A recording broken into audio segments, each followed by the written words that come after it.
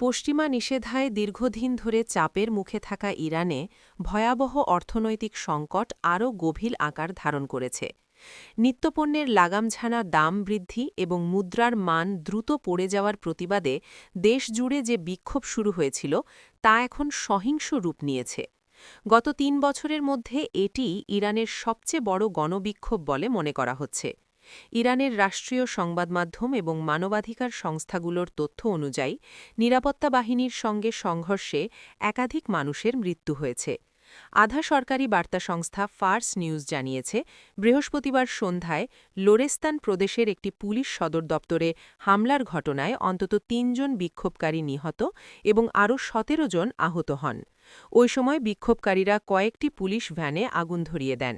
এছাড়া লোরদেগান, কুহুদাসত এবং ইস্ফাহান সহ আরও কয়েকটি এলাকাতেও প্রাণহানির খবর পাওয়া গেছে।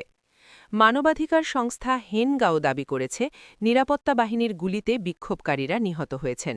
অন্যদিকে ইরানের বিপ্লবী গার্ডস জানিয়েছে, কুহুদাসতে বিক্ষোভকারীদের হামলায় তাদের আধা সামরিক বাহিনীর একজন সদস্য মারা গেছেন। এই আন্দোলনের সূত্রপাত হয় গত রোববার।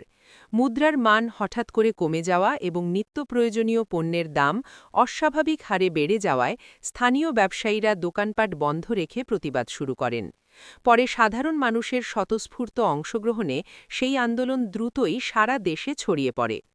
রয়টার্সের প্রতিবেদনে বলা হয়েছে, ২০২৫ সালে ডলারের বিপরীতে ইরানি রিয়ালের মূল্য প্রায় অর্ধেকে নেমে এসেছে। বর্তমানে ইরানে মূল্যস্ফীতির হার দাঁড়িয়েছে প্রায় ৪২.৫%, যা সাধারণ মানুষের জীবনযাত্রাকে চরমভাবে কঠিন করে তুলেছে।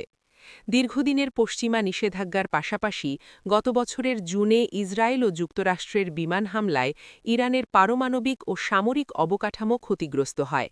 এসব কারণে দেশটির অর্থনীতি কার্যত চরম সংকটের মুখে পড়েছে।